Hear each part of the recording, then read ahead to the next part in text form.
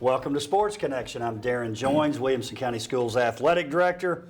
I'm here with Tate, Peter Brady, Mathews, for our older crowd out there that maybe remembers the famous Brady Bunch episode where Peter's voice was changing as he was becoming a young man. Tate. Yeah, not much I can say to. That was a good one. But listen, bear with me. But listen, he stepped his game up. He said, "Look, I'm playing hurt. Got to answer the bell." He's been tested. Everything's good. Just a little case of laryngitis. So he's good to go. And I'm just listen. Tape me up. Put me in. Hey, the team is depending on you, right? We're team guys. So you're thinking more, not Peter Brady with the changing of the voice, but more like Rocky's Mick. Mick, patch me up, Mick. That's right. I got to go. Cut me. Mick. You didn't know that one was in there. I didn't know. That's impressive. We'll take a break or just a second. Mick. So, Tate, Willco Awards. I love it. June 21st at the factory. And listen, this is something that you've been saying for a couple of years. The red carpet, sometimes we feel a little bit rushed. It's only been an hour and a half. We've made that thing a full 2 hours to give ourselves time to get on stage and do our thing. So 5 o'clock this year, we welcome all you guys that are out here to be there for the red carpet. The finalists, the families of the individual finalists are welcome to be there at the show. For our team finalists, which we'll talk about here in just a minute, we've got standing room only for once the show starts. Yeah, and I love that because, you get them all over there in a group, and it is cool to see the teams there together. But, hey, and those that know you, you are a very punctual guy, and so 5 o'clock means it will start at 5 o'clock, right? Correct. There will not be a delayed kickoff. Correct. So if you think your child is one of those first ones, I'd be there at 5 because we'll be on the air by 5. You can bank on it. And looking forward to a little red carpet with Carrie Goodwin again. Yes. Former girls basketball coach at Summit and Franklin High School. Saw Carrie out a couple days ago, and she's ready to go. Looking to pick out the perfect dress for the red carpet, the stage show there, and she'll do great. She'll do great. She's been a part of it. The original crew. We've done it every year, and I can't even imagine doing it without her. So excited that the band will be back together. Well, and you look, we had pretty good feedback last year. You and I co-hosted the show, the actual award show. I didn't know how that would go. So, listen, I wasn't told by my superiors that, look, you guys can't do that anymore. So we'll be back on stage together this year. Looking forward to that, too. Yeah, I can't wait. It's going to be fun. Let's get into these awards. We've got a lot to cover here. We'll start with our fall and winter sports, and we'll talk about our finalists. If you take a look, let's start off with girls and boys basketball, Tate. A little different when you look at the two. On the girls' side, you've got names that you've recognized for a long time, 4 young ladies that everybody's happy they're graduating. On the boys' side, we got some sophomores in there. So we've got some youth, and in fact, in one case, DJ Starr of Ravenwood, even though he's a senior, he played 1 year because he was in the transfer portal to Ravenwood High School. From another state, by the way, from another state. But on the girls' side, you've got a Miss Basketball finalist, Mackenzie Cochran, her teammate Lily Wilkin. You got Reagan Grimes, Miss Do It Everything in WCS. Sydney Ryan, a great shooter and scorer there at Brentwood High School. And then on the boys' side, you've got Daniel Cochran, Jet Montgomery, Dominic Reed joining DJ Starr. Pretty solid categories there, Tate. Very solid. They always are. And then, when you look at basketball, the first question is, do the Page superpowers, Mackenzie Cochran and Lily Wilkin, they went the farthest of anybody in the county or in the sports conference to the state tournament. Do they cancel each other out? I don't know. Reagan Grimes, anytime you see her, she could very well be girls basketball, but then does the multi-sport success bias come in? And then probably the best shooter of the group, Sydney Ryan, there's a lot of tough categories. I think this is one of the top 2 or 3 toughest categories in the Willcos. So I know what I think, but if you ask me to bet who's going to win this one, I don't think I can. Yeah, it's hard to pick it out. And then you take that boys side, a lot of young players and new faces on that one, some young men that are going to be around for a while. Now, for those out at home that want to know this, here's how the nominations and voting works. You get nominated. Hold on. Before they send you an email, I'm going to go ahead and explain it to you. You get nominated by the coach or an athletic director. Once that happens, you turn in stats for the year. That goes out to members of the media, people that you know. I'm not going to tell you how anybody voted. No, I'm not doing that. And we let media members vote, and they get points based on whether or not they were voted as first place, second, third, or fourth. So like you said, on that girls' side, it'll be interesting, and they're all deserving. Any of those 4 could win. But sometimes when you see 2 from the same school, maybe you vote 1, 2, and if it was only one of them, maybe you definitely vote that particular school first. Right. But I'd say good on Paige for nominating both of those young ladies, because let's face it, when you're talking about the 4 best girls basketball players in this county, they're 2 of the 4. Yeah, they both deserve to be there. Yeah, so I like it. I like it. I do too. And then you mentioned the sophomores. We've been talking about those super sophomores for quite some time, and we've got these are the best ones, the ones that have had the most success so far. But there's a lot of other ones in that class, so that category is just going to keep getting tougher and tougher. DJ Starr, he comes in senior year, all district tournament team, first team all district, 12.7, 3.8, 2.8 assists, 1.2 steals. And it was a really good defender. I don't know. Did he get most of the voting because he's a senior? His stats merit it, but you know what I'm saying? It's going to be interesting to see how that, or did enough people know about him with only being here 1 year? Going to be interesting. You know what's interesting too about the Willcos just in general, and I think about wrestling. We have state runners up. Listen, state runners up who aren't finalists. That's right. Because we have champions and other state runners up. It's tough. And listen, we could have 10 finalists. That's what makes it special. That's right. 4. I like 4. We're going to stay with 4. 100%. I like it. I really do. And you listen, we've seen it on Twitter and people saying they're so excited to be there. I just think it's a cool deal. I think it's a real cool deal. Now, let's go to bowling real quick. If there's a trend here, and it's been happening, 5 of the 8 finalists, all from Franklin High School. What Ted Logan has done at Franklin High School, and not that the other coaches haven't done a good job because they can, but I feel like he's taken it to a new level. He's one of the reasons that we have bowling at the middle school level, because he was pushing it from day one, and he should have been. And what a great success that was. No doubt. So on the girls' side, you got Samantha Daly from Brentwood. You got Leah Miller from Franklin, along with Mary Kate Polk and Maddie Yates. Then on the boys' side, you've got Sam Dodson from Centennial, Connor Cosick from Summit. His team went the furthest. And then you've got Braden Didier from Franklin. And I thought this was kind of cool.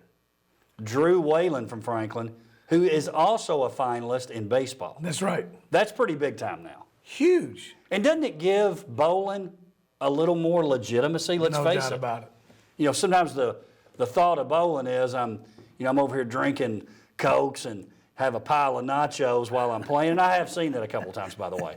But it's a more, I think he brings a more athletic look to the sport. And I've talked to Coach Logan about it. I'm looking for softball. I'm looking for baseball because they can fling it. Athletes. I love it. Well, and you mentioned Franklin. Look at the highest average of the girls. Maddie Yates with 180. Franklin. The 2 highest averages on the boys' side, Braden and Drew, both over 200. They've taken bowling to a whole nother level. Hey, Maddie probably has a higher average than every other boy in the district except for the 4 finalists. Yeah, it's pretty It's impressive. pretty strong. I was just thinking, how long would it take you and I, how many frames to accumulate 202 pens? Depends on the night. Could be anywhere from 16 to 20.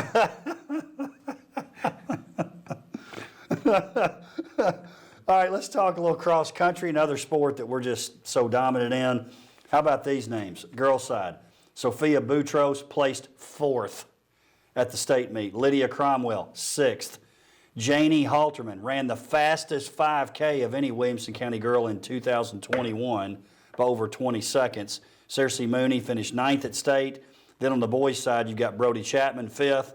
From Brentwood, Cal Fielder, 8th. Parker Harris, 11th. And let's don't forget about Miles Raymer. He just happened to be the state champion on the boys' side. So good categories there, too. Very strong when you have a state champion in there. That's tough for the rest of them. But, we got some younger ones in there, too. Parker Harris, he's young. And Brody Chapman and Cal Fielder, they've had great careers. So I would think Miles is the favorite in the boys.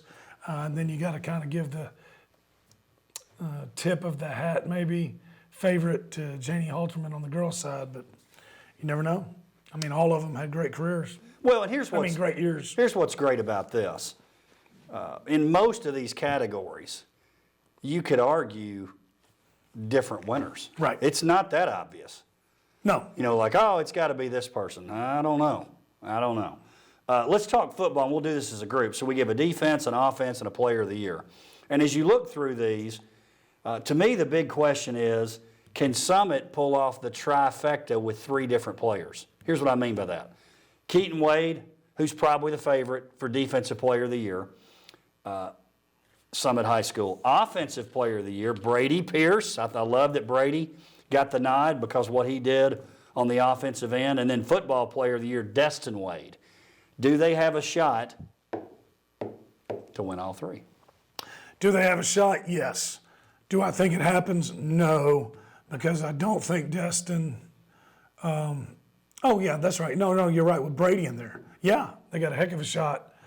I think it's going to be hard to beat Jake McNamara on Offensive Player of the Year, though. It is. The defense, let's get those guys out here. Jake Brock from Brentwood, Colin Hurd from Page. By the way, he's coming back next year, and is he going to play defense, or is he going to play quarterback, or is he going to do both? Both. He's going to be on the field. It's unbelievable. Miles Pollard, Ravenwood High School. Again, that's defense. On the Offensive Player of the Year, you mentioned McNamara. Chris Parson, who's also coming back, only a junior. Mr. Do-It-All in the district, kind of getting that Reagan Grimes feel to him. Aaron Walton. And then Football Player of the Year, you see McNamara again, Destin Wade, Aaron Walton again, and Colby Walton. Love seeing Colby in there from Nolensville. All great candidates for these awards. Yeah, and think about it. You got 2 quarterbacks that are runner-up in their classifications. I'm not so sure Brady Pierce shouldn't have been in the Football Player of the Year. Did he lead the team in tackles? I think he did. If he didn't, it was close. Yeah, so he could have been in either. He could have been in all 3. So yeah, we've had a lot of great football categories through the years at the Willcos. I feel as good about these 3 as we've ever had. And you go back to that defense. Not as much publicity maybe, but Jake Brock, Colin Hurd, I guarantee you, any football coach in the county would tell you they could build a defense around either one of those guys. Both physical, downhill guys, and then Miles Pollard, as far as what he does at the cornerback position, he's as good as anybody at his position in here. So you got to think Keaton Wade's probably the favorite, but that's a great category right there. 2 comments about a couple of these guys. Number one, I've been saying this maybe privately, but I'll say it publicly. And it's because I'm interested in the school. Keaton Wade, in my opinion, gets on the field at Kentucky next year. 100%. I really believe that. 100%. And then Jake Brock, what I was going to mention about Jake, you talk about teachers or coaches being school guys or gals. Jake Brock is a school guy. Yep. Not only does he play the sports, but I noticed there was a little segment on Coach Purcell on one of the local news stations, and there's that room they all hang out in during lunch, and they come in there and see Coach Purcell. Jake was in that group. He's not a soccer player.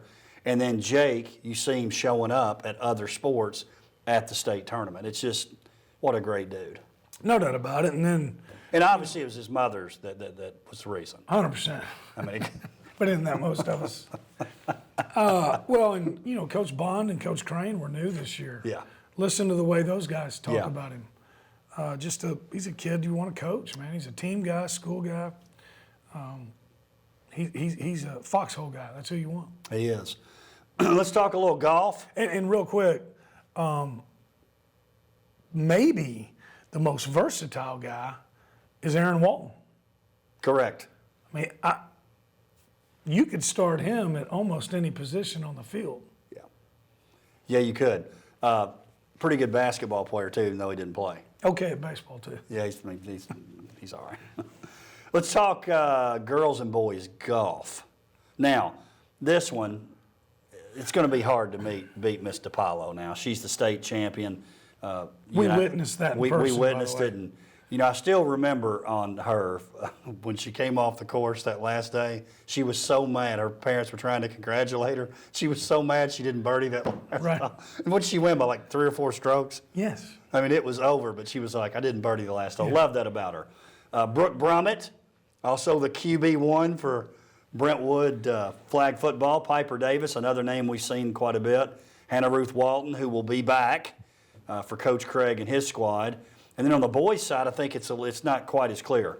Harrison Acres, Franklin, Luke Beatles, Nolensville, Grant Clark, Page, and then maybe the best name of any golfer that's a finalist, Bryce Calloway. Pretty good. You can get some endorsement deals with that. There may be a family connection. It reminds me that I probably told this story, but I would probably say this to Bryce, and he would probably answer with, my dad created the Big Bertha Club or whatever, but I was at Beach High School working the school store, and a young lady comes up and pays by check. A few young people out there, ask your parents what checks are. But they go to pay, and Conley was on there. I was like, oh, John Conley, rose-colored glasses. That's the country music star. Yes. He's like, that's my dad. I was like, oh. Makes sense. You are in Middle Tennessee. I know, you got to think about that. So, who knows? Hey, let's talk girls. Highest Willco finish for Bryce. Oh, yes, yes. That's got to count for something, right? Well, you would think. And how did his team do? They were at the state tournament. And they Won the thing. Hey, girls soccer, I think this is a tough category. It is. You've got Allie Brown and Sarah Kate Rath from Ravenwood. It's funny, someone was saying to me, well, we're a little disappointed. They were state semifinalists after winning back-to-back titles. Again, did they take each other's votes? Sarah Kate and Allie, but again, both well-deserving finalists. And you got Abby Thornton from Page, who, what did they do? Won a state title. And then you've got Maddie Podolsky, the District 12 AAA Player of the Year. And oh, by the way, kind of in the vein of Robert Hassel, she's a freshman. You remember Hassel was a finalist. Of course, he didn't have it his senior year. But I think he won the thing freshman, sophomore, and junior year. Yeah, he won it 4 times. Well, right? fourth he didn't because we didn't have a season. Didn't have it. He would have had it. But his consolation prize was he got drafted in the top 10 or 12 by the Padres. Yeah. And now I think he's in Fort Wayne now. He's doing great. I like how they're developing. It seems like it's not slow, but bringing him along. Think about that. Winning the baseball Willco as a freshman. And it's not like baseball is Right. some chump sport for us, which none are. I remember because I was there. I was like, did they say that right? He's a freshman. Remember he came up on the red carpet? I was like, he's like an older dude. Yes. Handled himself well. Does Abby Thornton in the state championship, does that give her a little nudge? Maybe, and maybe it should. I think what happens sometimes, and that doesn't happen a lot, but sometimes maybe for the voters, maybe the smaller classification, it shouldn't matter on the voting, but you never know if that's going to be a factor too. Paige, I've watched them play and watched the boys play. They'd be doing quite well at the highest classification level too. No doubt. Volleyball, here's another interesting one. This has happened a few times. It's happened in, I guess, one of our bowling with girls bowling. But you've got 3 finalists from the same school, which 2 years ago we'd have said, sure, Brentwood, Nolensville.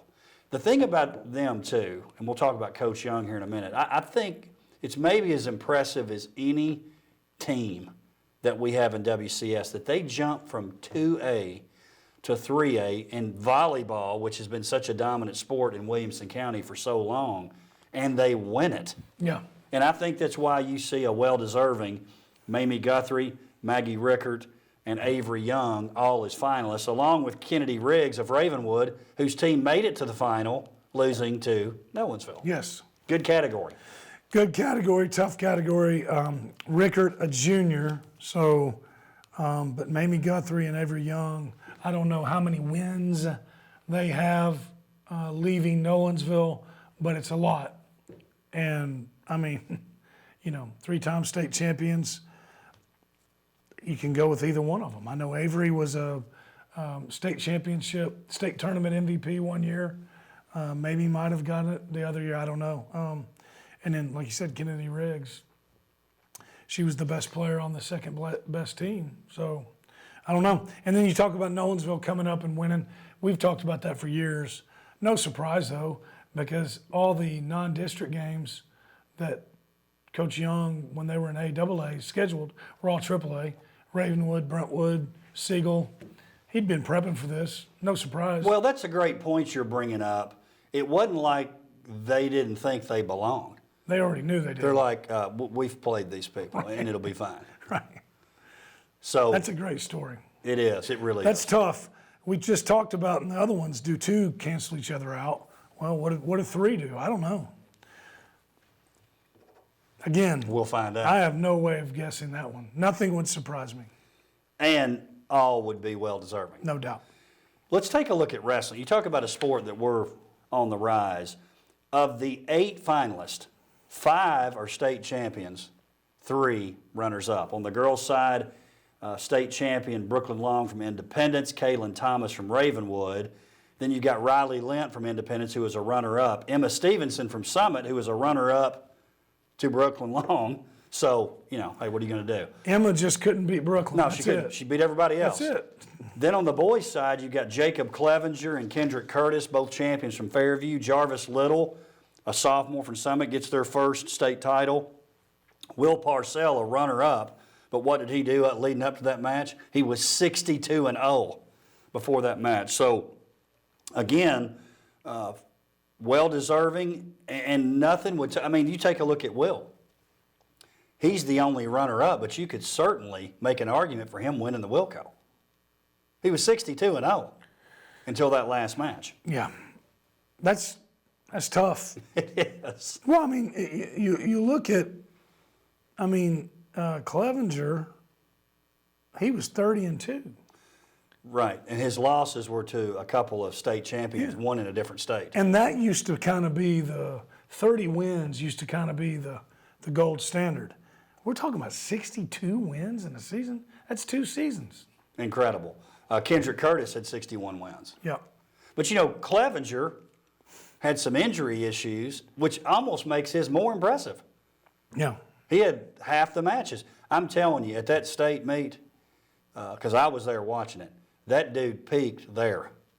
He really did. He was rolling, man. Had that cowboy hat on when he was walking through the line. It's so awesome. He was, I think, it's been a while now, but I'm pretty sure he was my favorite football media day interview. It's pretty good. Pretty good. Pretty good. Ask him who the toughest of all the brothers was. Me. Me. He didn't even hesitate. I liked it. A couple of categories I do want to mention because we put them really in our winter categories. You talk about this a lot, what they mean to their schools. Our cheer and dance finalist on the cheer side, Channing Garner, Independence. Marin McKean from Brentwood, Sophia Rattan Franklin, who also played flag football. Emerson Smith, Ravenwood.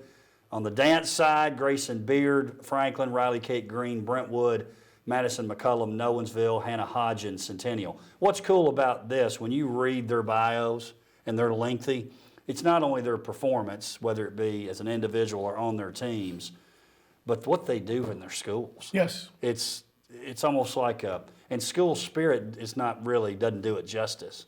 They're such a big part of the school culture when you're talking about cheer and dance. Well said. They're servants. And they're usually all great students as well. Yes, they are. They are, which is important.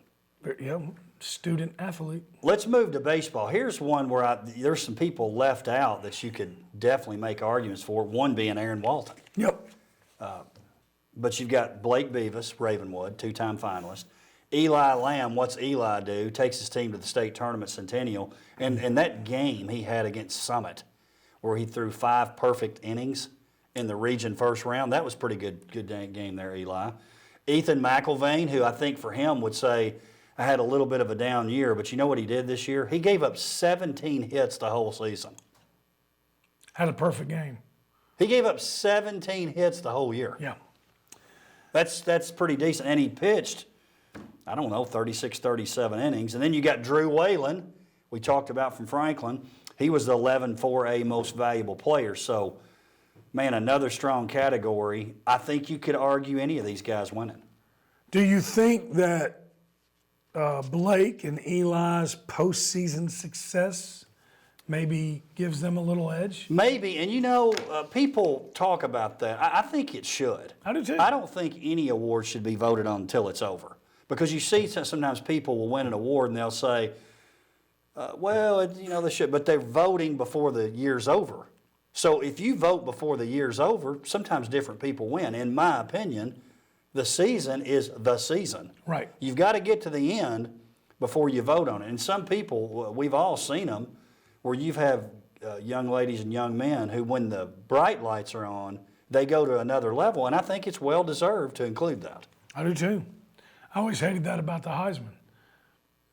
Somebody would win it and then go stink up the bowl game. Back when the bowl games mattered, Gino Toretto. But yeah, I think McIlvain was probably the favorite all year long. Blake and Eli both went farther in the postseason, had great success, and when you look overall stats, you got to look at Blake and Drew. This is a tough category. Well, and there's it should be. Not that I think that if your team gets put out early, you still shouldn't be considered. I'm not saying that. In fact, I know for me, when I always voted for Players of the Year in the basketball league, usually it was somebody off the championship team. I thought maybe they deserved it because they won the title for the regular season. But I also tried to think about this. If you took that one player off their team, how would their team do?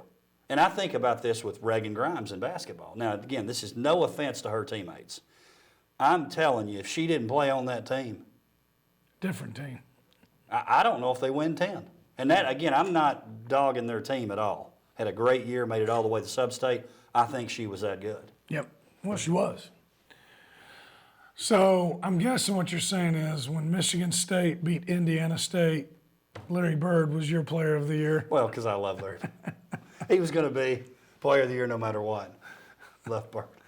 These young people don't get it. No, he took Indiana State to the state championship. The Sycamores. The national championship game. And let's also throw into this. Their only loss was in the final. To? Michigan State. That's right. So that's when. Who was the point guard? Yeah, he's pretty good. Irvin. EJ. Your guy. No doubt. Boys soccer. And Thomas Fields Brentwood, state champion. Jack Gorman Page, state champion. Landon Robbins Franklin, co-district MVP, state quarterfinalist. Forrest Wells Brentwood, state champion. So here's what's tough about it. Forrest Wells, goal scorer, right?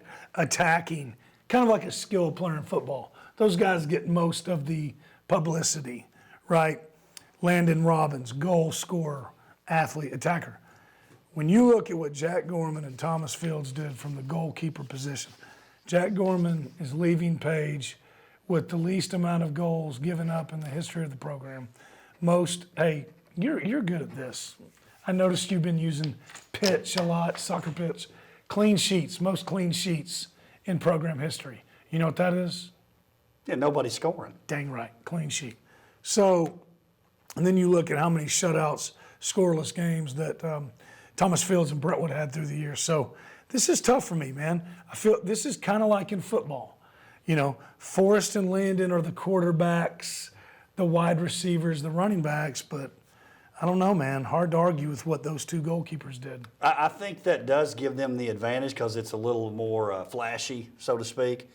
But in that sport, because there's so many low-scoring games, I do think it gives them a shot. It should. I think people appreciate that. Softball, Ryan Brown, Independence. Lauren Johnson, Centennial, obviously what Coach Serban and Centennial did this year, making it to the sub-state. Lily Kate Richards, Summit, back-to-back trips to the state tournament. Then Ryland Smith had the most dominant year, but the year ended earlier.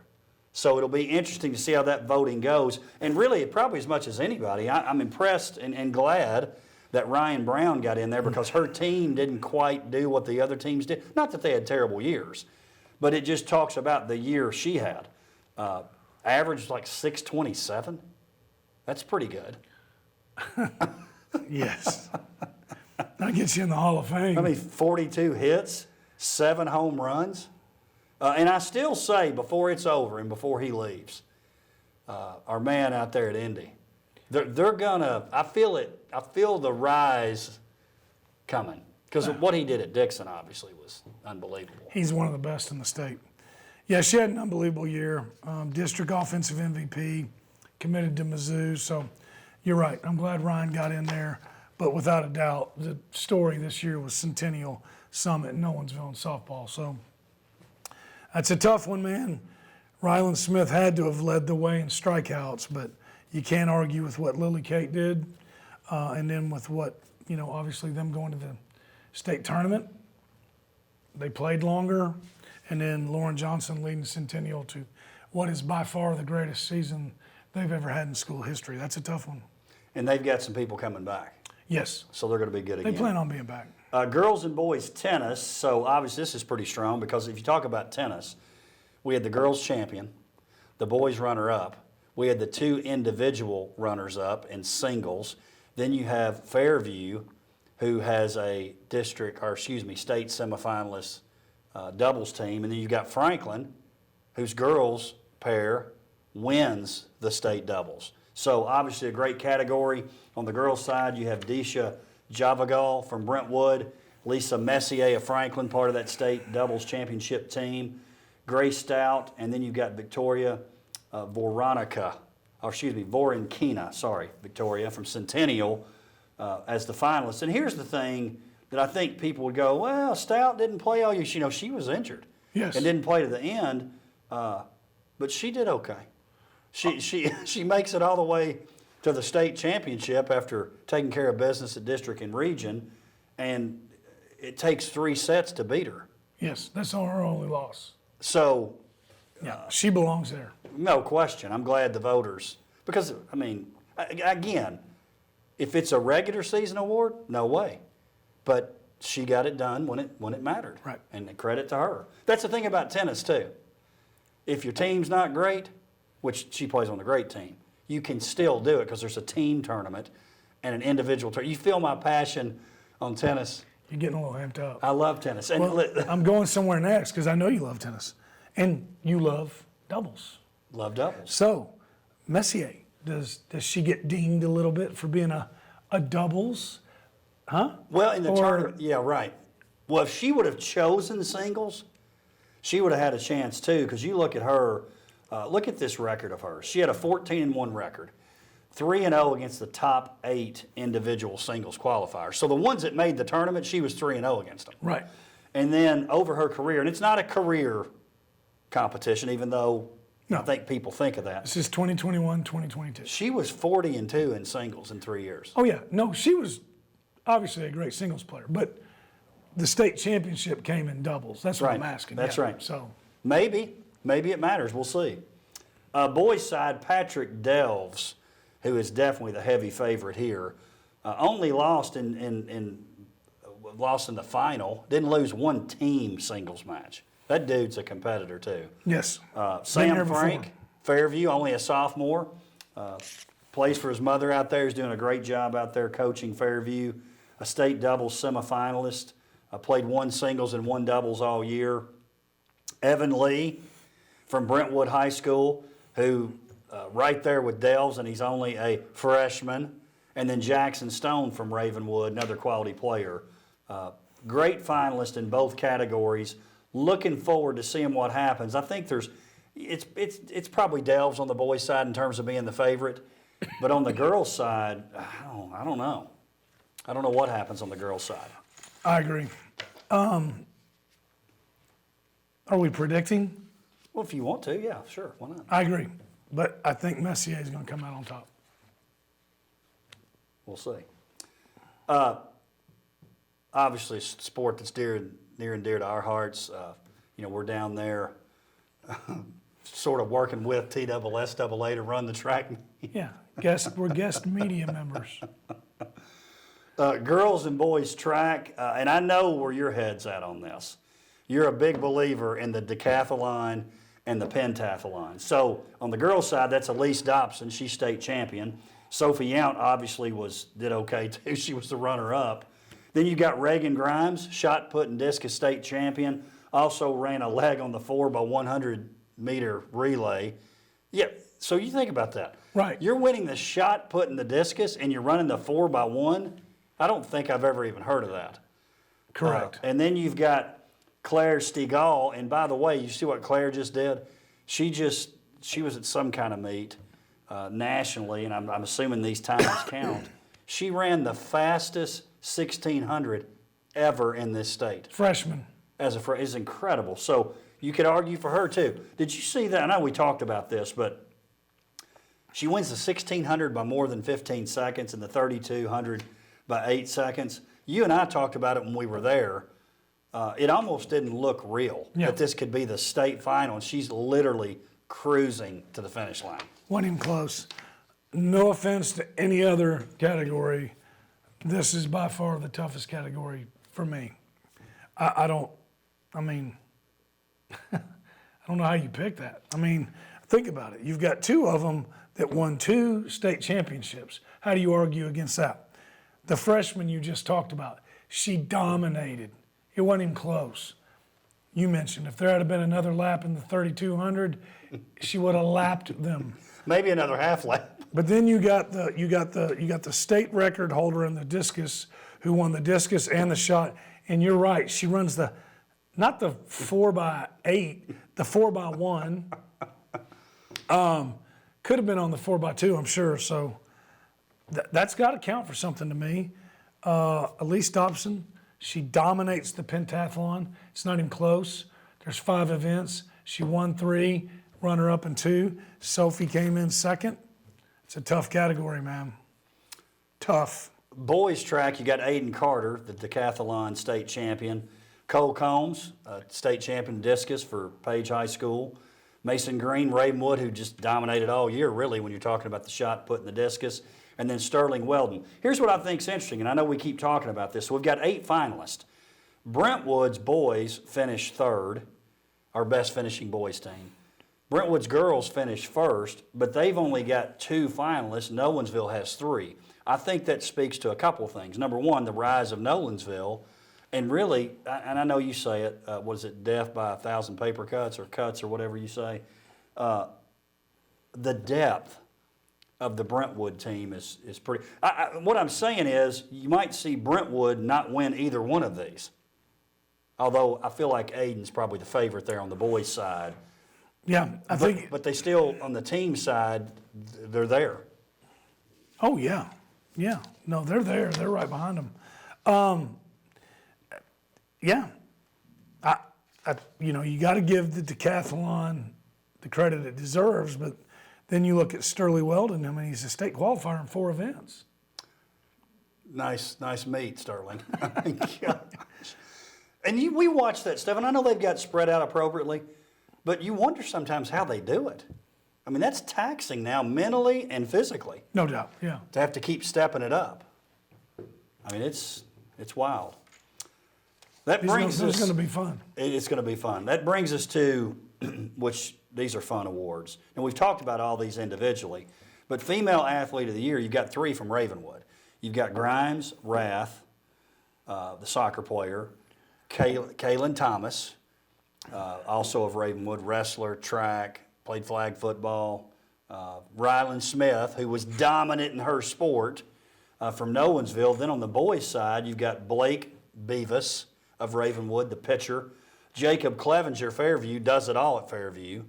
You've got Destin Wade, again, another really dominant at one sport guy. And then Aaron Walton, multiple sports. So it's interesting to see how the voters vote for it. I mean, my thought would be a number of sports, but I also get that I'm so dominant at one sport that I'm the athlete of the year. I get it both ways. Yeah. I wonder what the rest of the panel thought. I got one for you. Girls flag football. Do you think the voters took that into account? And if so, no doubt it helps Kaylin Thomas more than anybody if they took flag football into it. So it's interesting. I got a lot of questions about flag. Are you going to give an individual award? And the answer was no, and I'll tell you why.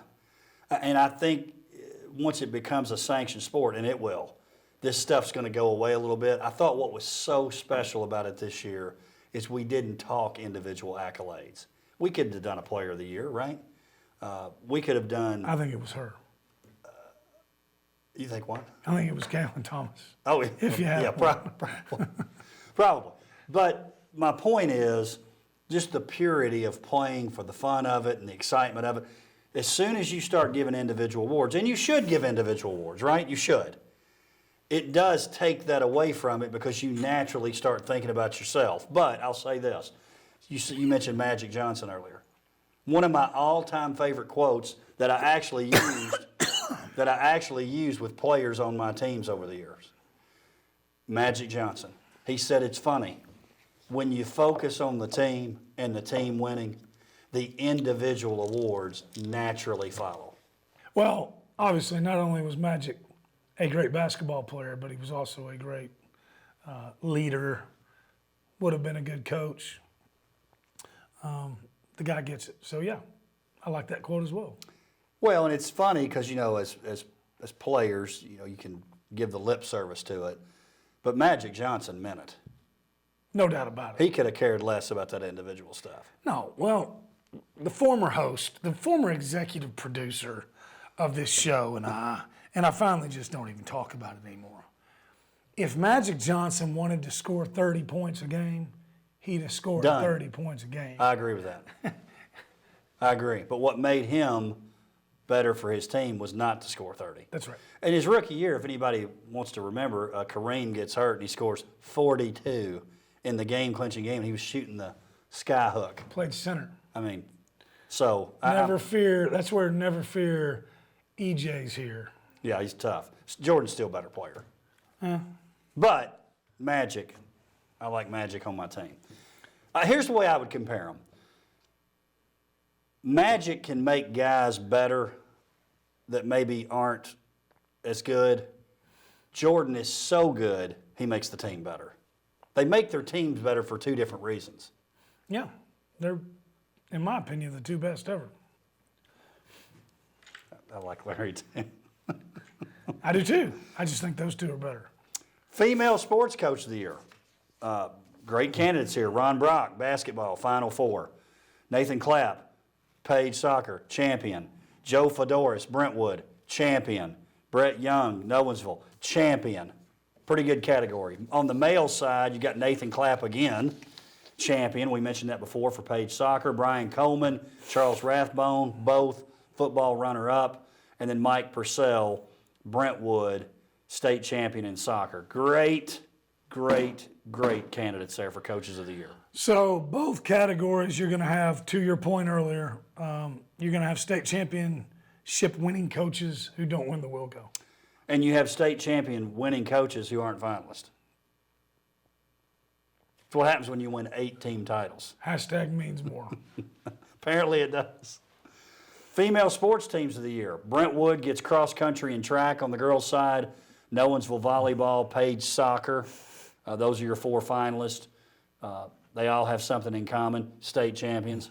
On the male sports team side, you've got a couple of champions in soccer for Page and Brentwood, and then football and soccer, Page football, Summit football, both runners up. Here's what happens here, and it's one of the reasons I wanted to move the awards a little bit later. There's nothing wrong with having it in May, but it's a full season now. And so you have a chance for those spring teams to get in there and those spring coaches and spring athletes. But here's my question to you. Football, let's face it, gets a lot of media attention. If you're talking about media attention, it's football and basketball, right? It just is. But do the spring sports now have an advantage, and it's the last thing on your mind? It just happened. Yeah, I think so. So they went from what they would always say was a big disadvantage before, now maybe they have the advantage. That's right. What have you done for me lately? Right. And we mean in the last week or two. Literally. No, I think that's a great point. Last couple items here, Tate. Media Student of the Year. We love this award. Dr. Qualls will be involved in this part of the program. Matthew Bowen from Ravenwood, Natalie Finley from Independence, Anna Ray Jones Franklin, Gabe Reeves Independence. Here's something that's cool about this. Before it was always broadcasting kinds of things. But you take someone like Nat Finley, it was a lot of graphic and made those posters that come out in the schools with the team schedules. And so it's not really just broadcasting anymore. You're going to see students who have these other skills as well. What's so cool about, and there's a lot of things cool about WCS, but if you go to most events, sporting events, you see a student on that playing field taking pictures, taking video, just like our Outside the Lines group, who we're going to recognize that night too. It's really cool about here. Oh, I love it. I've never seen anything like it. You're right. And when you got here, it's one of the first things you said. And, just like the broadcast, the NFHS, that they're doing now, the game days, they're producing things that are better than what you're seeing adults who are getting paid to do it. It's, and the facilities and the resources that they have here. It's really cool. I mean, they're leaving high school and they're ready to go straight to work. So you're talking about, let's talk about the Outside the Lines group here real quick. You got Caitlin Cohey from Renaissance, Tia Atkinson from Page, McKinley Johnston from Summit, Brooks Taylor from Ravenwood. Just to your point, and I know I mentioned this a few shows back, but Mark Reeves, who's now going to be our executive director for TSSAA, they put together a package that they played at the state wrestling tournament, and he told me, he said, we've paid people to do this, and it's not as good as what was produced here today. Very cool.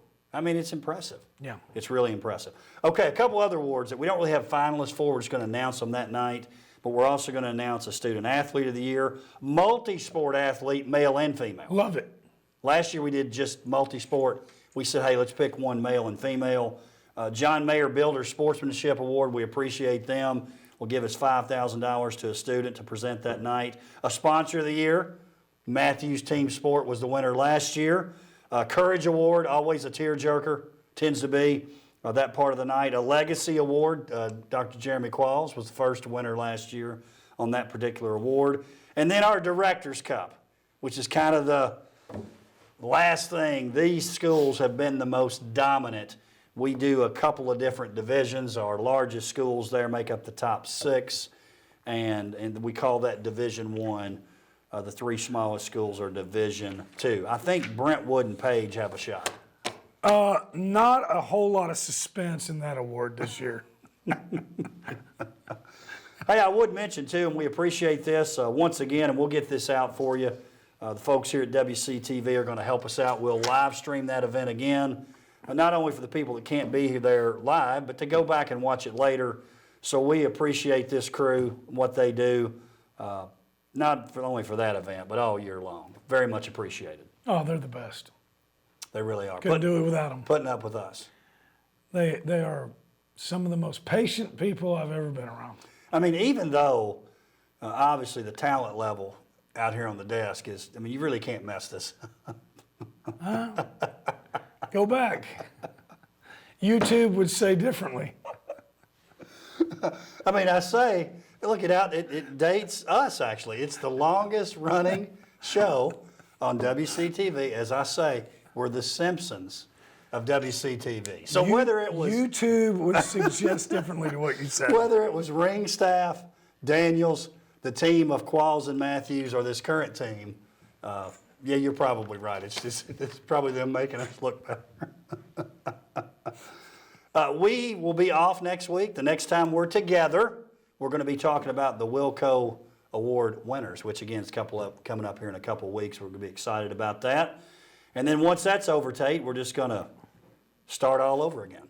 It won't be long. We'll be talking football, volleyball, cross country, girls soccer. Let's go. Let's get ready. Tate, thank you today, and really maybe especially today. You've toughed it out and done a great job. Thank you to Lance for the Ricola cough drops, and I promise I'll be better coming. He would do that, that commercial where they do that, but I don't think you could do it right now. Couldn't do it. It'd crack. Coach Kirby was over at the office earlier today. He said all those Ron Crawford impersonations finally came back to get you. Now you don't even have to impersonate it. Just there it is. And Donnie Webb. Listen, last story. I know we're telling a lot of stories today, but Jay Johnson tells a hilarious story. I guess Coach Crawford had been on the radio, and then his daughter, she was younger, had been around Donnie. I may mess this up a little bit, but this is close. And then she'd always been around Coach Donnie Webb, and then she heard Coach Crawford talking, and she said, "Dad, do all football coaches talk that way?" Good point. Which I thought was great. I'll make it quick. Coach Steve Brock, track coach at Brentwood, Jake Brock's daddy, he used to do a skit. Back in the day, before huddle, you swapped films. And you would have to call the opposing coach to set up film swap. And Steve Brock used to do a Ron Crawford and Donnie Webb on the phone setting up skit film swap. It did not disappoint. It was legendary. Maybe we'll have him on sometime to do it. It was great. Tate, appreciate it. Can't wait for the Willcos, man. Looking forward to it. And thank you for joining us for this very special edition of Sports Connection. We'll see you next time.